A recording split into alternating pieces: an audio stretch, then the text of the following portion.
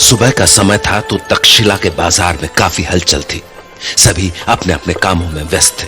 हर रोज की तरह आज भी भीड़ भाड़ थी। जब चाणक्य बाजार से होते हुए पूर्व की ओर जाने वाली सड़क पर बढ़े तो उन्हें खेतों में काम करते हुए किसान, पास में खेलते हुए उनके बच्चे और गुरुकुल की ओर जाते हुए विद्यार्थी दिखे।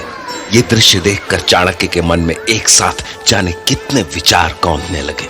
कितना सुंदर है मेरा भारत, कितने परिश्रमी और भोले लोग। इस बात से अनभिज्ञ कि इस प्रसन्न चित्त राष्ट्र को रौंदने इनकी ओर कैसा भयानक दानव बढ़ा आ रहा है।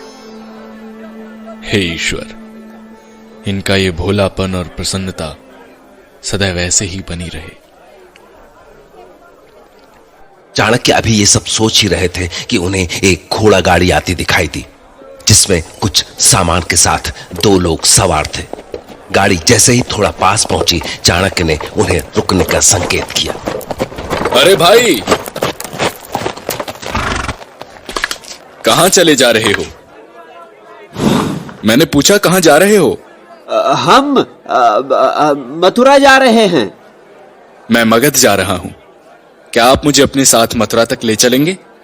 यह प्रश्न सुनकर गाड़ीवान कुछ विचलित सा हो गया और उसने अपने साथी को देखा। उसका साथी, जो रंग रूप से भारतीय नहीं लग रहा था, गाड़ी में बड़े आराम से पीठ टिकाए बैठा था।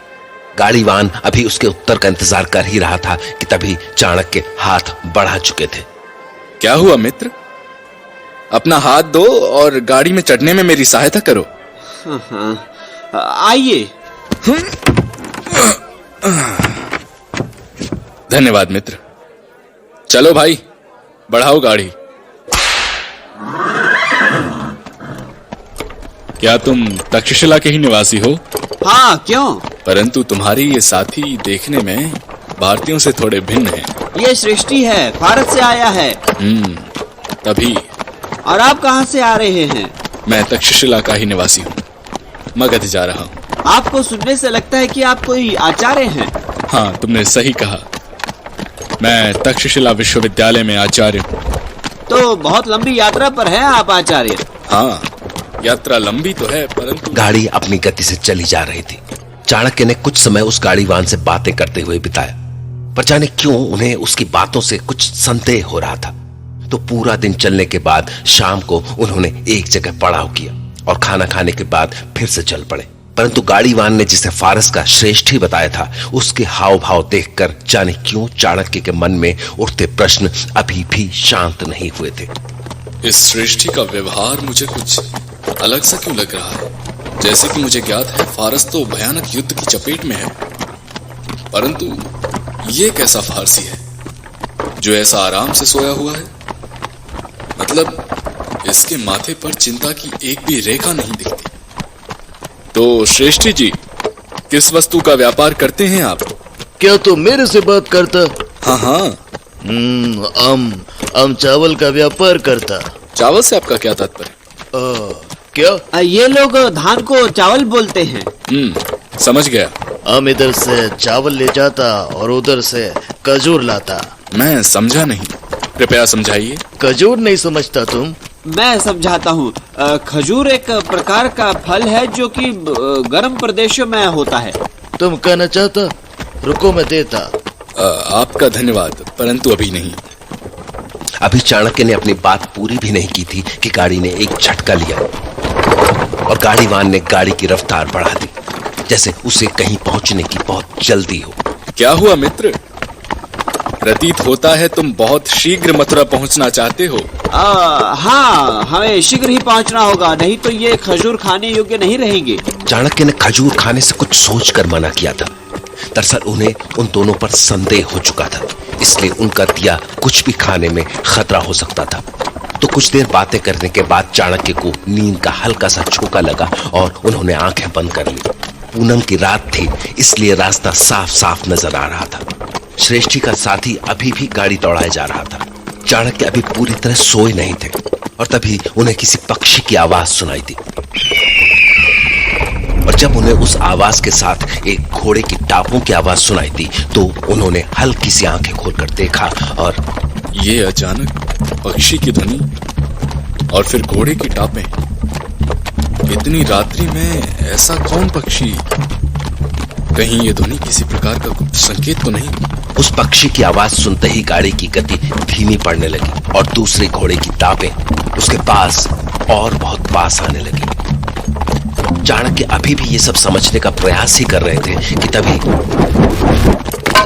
उन्हें लगा जैसे किसी ने गाड़ी की ओर कुछ फेंका है और उसके गिरते ही श्रेष्ठी की गाड़ीवान ने घोड़े को 3 चाबुक मारे और उसके ठीक बाद फिर से उसी पक्षी की आवाज गूंजी। चाणक्य सर उठाकर देखना चाहते थे पर वो चुपचाप पड़े रहे।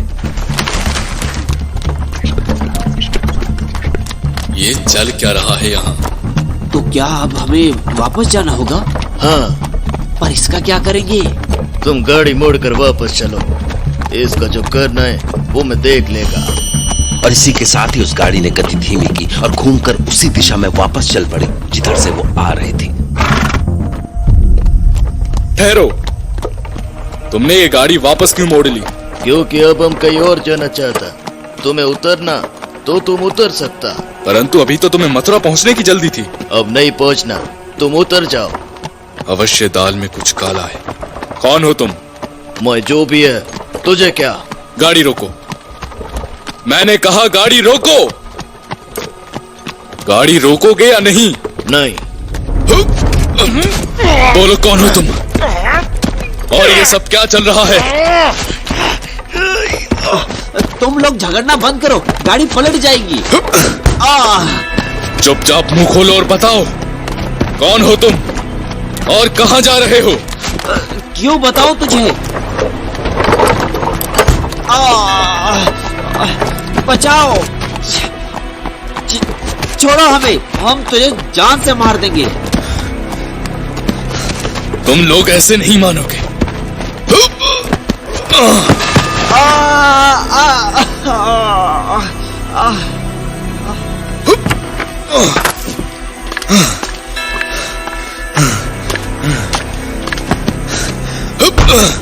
अब बोलो, कौन था वो आदमी जिसने तुम्हारी गाड़ी में तुम्हारे लिए पत्र फेंका था?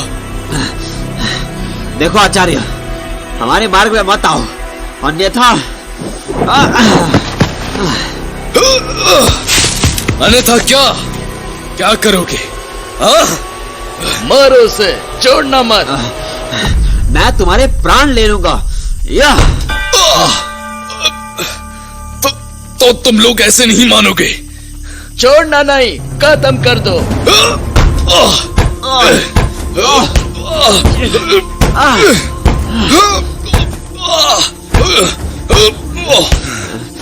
मुझे लगता है अब तुम्हें थोड़ा उड़ना चाहिए।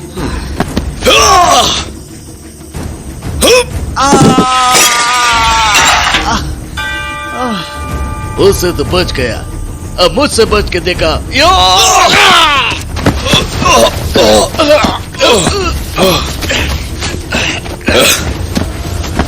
मैंने पूछा कौन हो तुम? बोलो, अन्यथा आज प्राणों से हाथ धो बैठोगे। तुम अपना प्राण का रक्षा करो आचार्य, आज तुम यहाँ से जिंदा बच कर नहीं जाएगा। ठीक है, तो आज निर्णय हो ही जाए। मौका देखकर उस व्यक्ति ने चाणक्य की आंखों में धूल झोंक दी। एक बार तो चाणक्य को लगा कि अब उनका बचना मुश्किल है, पर फिर उन्होंने अपने आप को शांत करके ध्यान लगाना शुरू किया।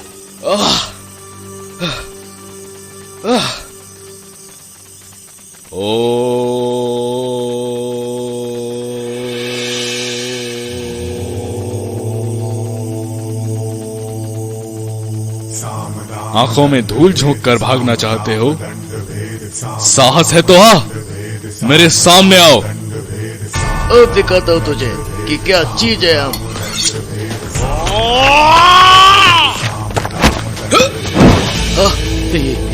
ये बच कैसे गया? क्या हुआ मित्र, तुम्हें क्या लगा था कि मेरी आंखों में धूल झोंककर तुम मुझ पर विजय प्राप्त कर लोगे? योगी मात्र आंखों से नहीं, मन से भी देख सकता है। अब तुम्हारी बारी।